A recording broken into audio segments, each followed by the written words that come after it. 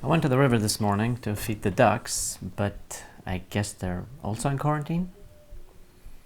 Hi, my name is Armir and I'm a minimalist.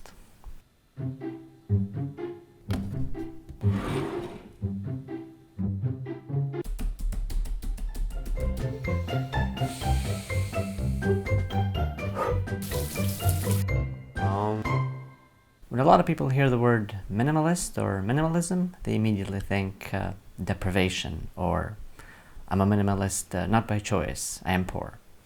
On the contrary, minimalism is about spending your time and money wisely on the things that are important to you. When I first discovered minimalism, I dove both feet in. I didn't have a lot of stuff to begin with, and I've mentioned this in my previous videos, but I have a lot less now. Now, for a lot of people, going minimalist may mean reducing their items to the amount I had before I converted. Now, does that mean you're not minimalist enough? No. If this is a new concept to you, doing it by number is a horrible idea. You'll never be done. That works for some people, but for most people, it's best to focus on what you need and a little bit of what you want, rather than trying to narrow things down by number. When I had more stuff, I ended up buying even more stuff because I had no idea I already had a particular item because it was stuffed somewhere deep in the recesses of my home. Now, a lot of people might think, well, I just need to buy storage containers and organizers. Do you have too much stuff? Well, buy my stuff to put your stuff in so it looks like you have less stuff. That's actually all the stuff I own. You don't give an alcoholic or a chain smoker more drinks or cigarettes if they're trying to quit. All organizing does is make your home look neater, but it's a constant battle. You'll have to continuously organize. Minimalists have to organize their stuff too, but it's a lot less, so it's easier to keep track of and remember what you own. You might think if I'm organized, it's at least easier to find stuff, but not really. When we organize, all we're really doing is hiding stuff, and the more stuff we hide, the easier it is to forget what you own. So why do we have all this extra stuff? 3 words: just in case.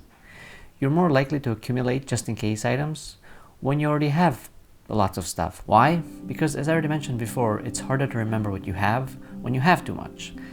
Until someone invents a Control F for items in the physical world, we're never going to find just-in-case items. In my experience, it's the homes that have an item for almost every situation that end up accumulating even more and more stuff. Minimalism is not about deprivation. Minimalism is about efficiency. Minimalism is about doing the most with the least amount of resources. Now, that doesn't mean that you should scrub your toilet with your toothbrush.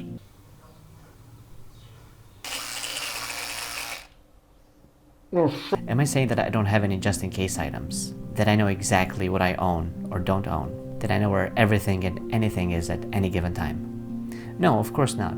But I do know that it would only take me a few minutes to look for something. If you're familiar with the minimalists, they recommend what they call the 20-20 rule, which basically says if you have an item which you haven't used in ages and probably won't use again, but kept just in case, you can get rid of it if you can replace it in less than 20 minutes for less than $20. That's not a bad idea, but personally I'd get rid of it. And if at some point in the future you realize that you need this item again, rather than purchasing it again, I would see if you can use something that you already own as a substitute.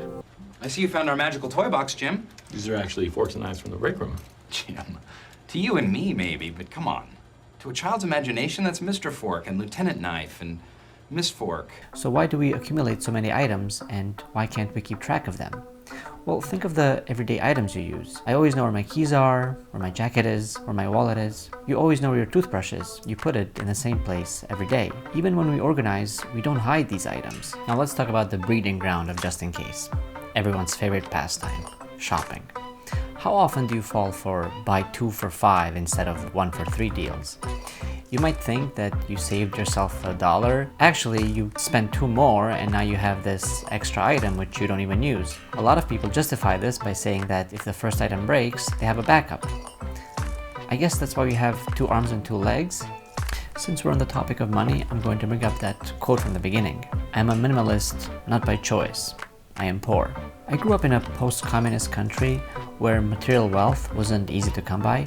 People had their basic necessities and they could purchase what they needed, but for non-essential items, they had to travel to bigger cities to find. Now you'd probably think that people's homes were very minimalistic or empty because they could only purchase the basics, but no, their houses were still filled with junk. Keep in mind, this was in a post-communist country in the 90s. Do you really think that a poor person's house in the West, in the present, is minimalistic or empty?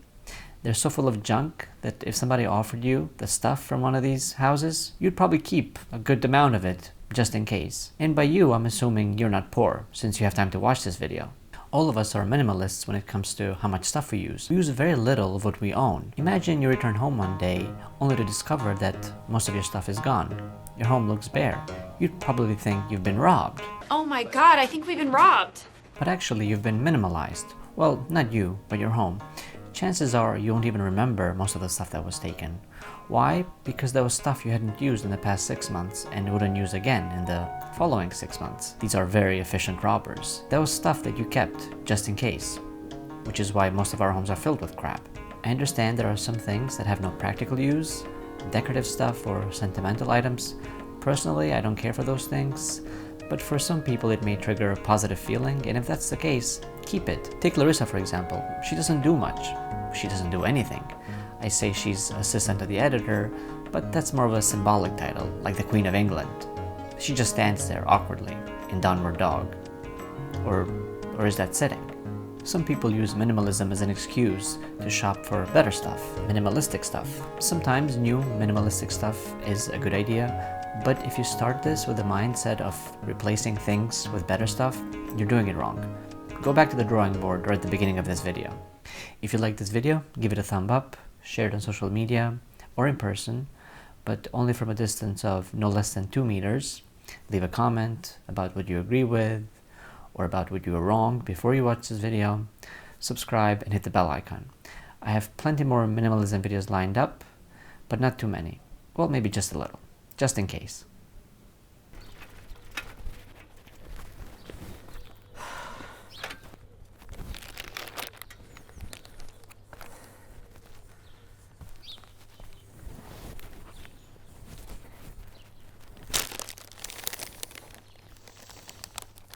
Quack. Quack. Quack. Quack. Quack.